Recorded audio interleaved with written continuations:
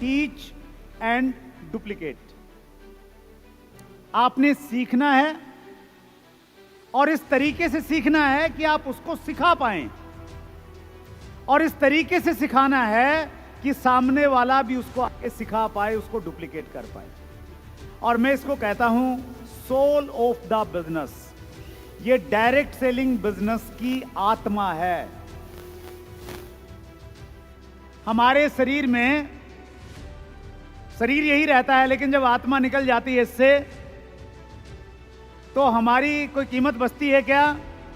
Hello, कुछ नहीं। मतलब सबसे इंपॉर्टेंट चीज, जिस प्रकार हमारे शरीर में हमारी सोल है, आत्मा है, उसी प्रकार से डायरेक्ट सेलिंग बिजनेस में जो सारी एजुकेशन का अपना एक रोल है, लेकिन सबसे बड़ी जो चीज है ना, वो है डुप्लीकेशन। हम वर्ल्ड के top business philosophers, life philosopher बोलते हैं कि आप क्या बन गए हैं दैट इज इंपॉर्टेंट, आप कितना कमा रहे हैं बिल्कुल भी इंपॉर्टेंट नहीं है। आप क्या बन गए हैं that is more important, because अगर आप सारी दुनिया के लोगों की सारी पैसा इकट्ठा कर ले एक जगह पे, है ना, सारी दुनिया के सारे पैसे एक जगह इकट्ठा कर लें और हम सब में बराबर बांट दें, कुछ महीनों बाद, कुछ सालों बाद वो पैसा उन्हीं पॉकेट्स में वापस चला जाएगा जहां से वो आया था। सब लोग एग्री करते हैं? क्यों? क्योंकि जो लोग अंदर से बन चुके हैं वो पैसे को वापस खींच लेंगे अपनी कला से, स्किल से, अपने हुनर से, अपने डिसिप्लिन से, अपने एटीट्यूड से। और जो लोग निकम्मे, नकारा हैं, कुछ करते नहीं है, वो सारा पैसा ऑटोमेटिकली खो देंगे। तो इट मीन्स कि ये पर्सनल डेवलपमेंट जो चीज़ है, this is amazing. What you become is more important. अगर आप सच में इस इंडस्ट्री में यहाँ से यहाँ जाना चाहते हैं तो आपको कस्टमर बनाने से भी ज़्यादा इंपॉर्टेंट, प्रोस्पेक्ट्स ढूंढने से भी ज़्यादा इंपॉर्टेंट अपने ऊपर काम करना, because you are going to grow, you are going to grow. आप 20 कस्टमर्स बना लो, 20 प्रोस्पेक्ट्स लगा लो, जो मर्जी कर लो, आप उलझे रहोगे पूरी जिंदगी में जब तक आप अपनी पर्सनल डेवलपमेंट नहीं करते हो। सोच, हमेशा से हम सुनते हैं art of thinking big, art of thinking big, yes और नो? आज मैं बात कर रही हूँ art of thinking right. Art of thinking big, art of thinking big करते पता है गड़बड़ क्या हो जाती है? हम बड़ी बड़ी बड़ी बड़ी बातें सोच सोच के इतने बड़े हो जाते हैं कि छोटे एक्शन ही करना भूल जाते हैं कि नहीं, हमें तो बड़ा बड़ा सिखाया भैया, ये छोटा मोटा डेमो प्लान हमसे नहीं होगा, शोधा प्लान हमसे नहीं होगा। गड़बड़ वही हो जाती है। इसीलिए हमने डायरेक्ट सेलिंग के हिसाब से थोड़ी सी वोकेबुलरी चेंज कर लिया, टर्मिनोलॉजी चेंज कर लिए। आर्ट ऑफ थिंकिंग राइट, सही सोचो। बहुत सारी डिग्रियाँ हैं जो डायरेक्ट सेलिंग पर मिलने लगी हैं, बहुत सारी डिग्रियाँ हैं जो आगे मिलेंगी, पर एक डिग्री है जो मैं आपको आज अभी की अभी दे करके जाना चाहती हूँ, और वो है BSc की डिग्री। Are you ready? तैयार हो? ऐसे हाथ करो, just take it. BSc, B for big thinking, S for small action and C for consistency. ये तीनों चीजें मिलकर के बनती है डायरेक्ट सेलिंग की सही सोच, और इस पर फोकस करना बहुत जरूरी है। नेटवर्क मार्केटिंग की ट्रू पिक्चर को, बिग पिक्चर को नहीं, अब बिग पिक्चर छोड़ो। समबड़ी, किसी ने कहा कि महिलाओं को पढ़ाओ लिखाओ और देखो पूरा देश बदल जाएगा, दुनिया बदल जाएगी। मैं कहती हूँ महिलाओं को एंटरप्रेन्योर बनाओ, बिजनेस करना सिखाओ, और देखो दुनिया किस तरह पूरा घर और पूरा समाज बदल जाएगा। छोटी सी कहानी बताना चाहूंगी लिज्जत पापड़ की। लिज्जत पापड़ की शुरुआत कैसे हुई? 1959 में 7 महिलाओं ने अपने घर में बैठ के एक डिसीजन लिया कि क्यों ना हम थोड़े से पापड़ बना के हमारे नीचे जो करियाना की दुकान है उसको दें, इसे सेल करने के लिए। ये 7 महिलाएं ना MBA थी, ना पढ़ी लिखी थी, ना इनके पास ज्यादा नॉलेज थी। इन्होंने अपनी और 7 सहेलियों को बताया कि भाई तुम भी आ जाओ, हम मिलके कुछ करते हैं। और धीरे धीरे धीरे धीरे लेडीज अपने घर बैठ के दोपहर के 2-3 घंटे में पापड़ बनाने लगी और उससे कुछ ना कुछ मुनाफा कमाने लगी।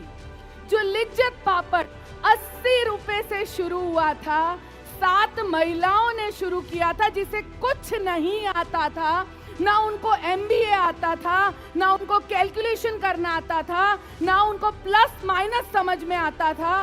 वो आज 48,000 महिलाओं का एक पूरा ग्रुप और नेटवर्क बन चुका है।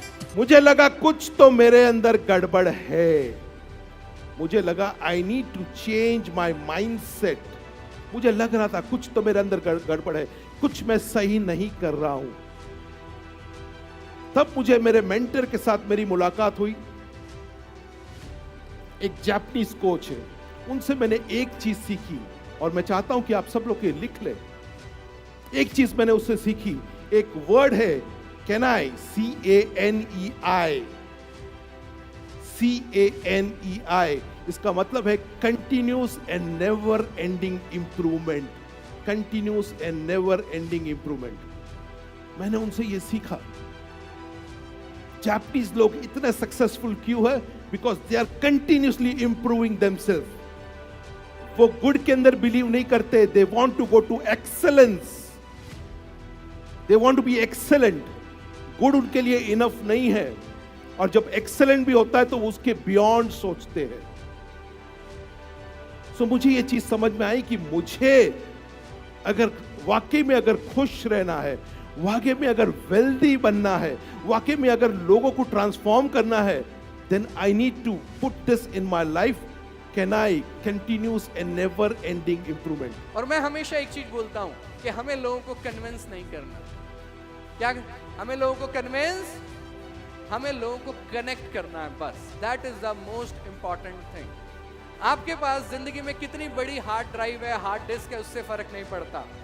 8 GB है, 64 GB है, 1 TB है, 10 TB है, 100 TB है, उससे कोई फर्क, जब तक वो कनेक्शन ही नहीं बनेगा वो यूजलेस है। राइट और रॉन्ग? हाँ जी, यस और नो? आपके पास कितनी बड़ी हार्ड डिस्क है, उससे क्या फर्क पड़ता है? If that connection is not there with the desktop और लैपटॉप के साथ, अगर वो लगा नहीं तो क्या डाटा ट्रांसफर होगा? हाँ जी, डाटा ट्रांसफर होगा। And that is the main key to sales, my dear friends. तो अगर आप लिखना चाहें तो एक फेवरेट वर्ड बनाइए आज, कन्विंस लिखिए, उस पर कांटा लगाइए, कनेक्ट के ऊपर राइट लिखिए। आपका फेवरेट वर्ड क्या होना चाहिए? क्या होना चाहिए? क्या सब लोग बोल सकते हैं एक बार? कनेक्ट होना चाहिए my dear friend, that is the most important thing. क्योंकि जब तक ये कनेक्शन नहीं बनेगा तब तक डाटा ट्रांसफर नहीं होने वाला।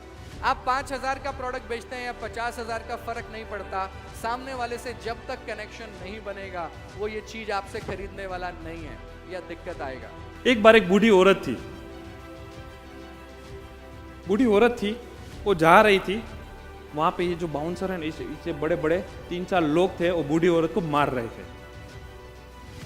स्टोरी के अंदर जाना माय डियर फ्रेंड्स, बूढ़ी औरत को मार रहे थे, और वहां से एक बच्चा निकला, वो देख रहा था कि वो बड़े बड़े पहलवान टाइप लोग हैं, किसी औरत को मार रहे, मेरी बस की बात नहीं, क्योंकि एकदम सिंगल बॉडी था, और वो जाके कोने में छुप गया, और जोर जोर से चिल्लाने आवाज आती गई। लड़के को सुनाई दिया कि आवाज परिचित आवाज है मेरी, और फिर जाके उसने देखा तो वो कोई और नहीं, वो उसकी मां थी। अब जो बच्चा कोने में छुप गया था, अब वो क्या करेगा?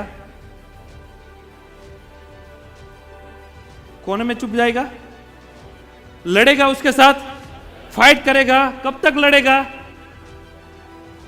लड़ेगा? जब तक वो उससे छुड़वा ना ले, या लास्ट श्वास ना ले, जिंदगी की आखिरी सांस ना ले, तब तक उसके साथ लड़ता रहेगा। यस या नो? क्यों? वही लड़का था, वही सिचुएशन थी, परिस्थिति सब कुछ सेम थी, वही सिर्फ एक आवाज ने उसका माइंडसेट बदल दिया। क्या था पता है? पर्पस। जब जिंदगी का पर्पस नहीं होता ना माय डियर फ्रेंड्स, जितने भी आपने ड्रीम लिखे हैं, जितने भी लिखा है, आपका पर्पस जब तक क्लियर नहीं होगा ना, तब तक ये चीज हासिल नहीं हो सकती। डायरेक्ट सेलिंग क्या है? अगर मैं आपको नटशेल में बताऊं तो 2 चीजें अपने आप से पूछो आप, कि क्या ये प्रोडक्ट मैं विदाउट अपॉर्चुनिटी खरीदूंगा? अगर इसका जवाब हाँ है तो शायद आप अच्छी कंपनी में। दूसरी बात, आप अपने आप से पूछो, कल को कंपनी भाग गई या बंद हो गई या कुछ भी हो गया तो कोई आपका गला तो नहीं पकड़ेगा आके? अगर आप लाख रुपए 2 लाख रुपए लोगों से ले लेते हो, लिटमस टेस्ट है, छोटे छोटे लिटमस टेस्ट है, बहुत सारी और चीजें हैं, यही 2 से शुरुआत करो। अगर ये 2 चीजों पे भी आपकी कंपनी पूरी उतरती है तो शायद सही है। डायरेक्ट सेलिंग कब शुरू हुई थी? डायरेक्ट सेलिंग शुरू हुई थी करीब 100 साल से भी ऊपर, 150 साल से ऊपर शुरू हुई थी। एवॉन ने 1886 में एस्टैब्लिश हुई थी, और करीब 100 साल पहले ये इंडस्ट्री करीब 300 से 500 मिलियन डॉलर का ग्लोबल सेल्स फिगर हुआ करता था। ग्लोबली अगर देखा जाए तो 2018 से अगर हम 2021 का प्रोग्रेस देखें, this is in billion dollars. So रफली we are at around $190 billion. Please remember that figure.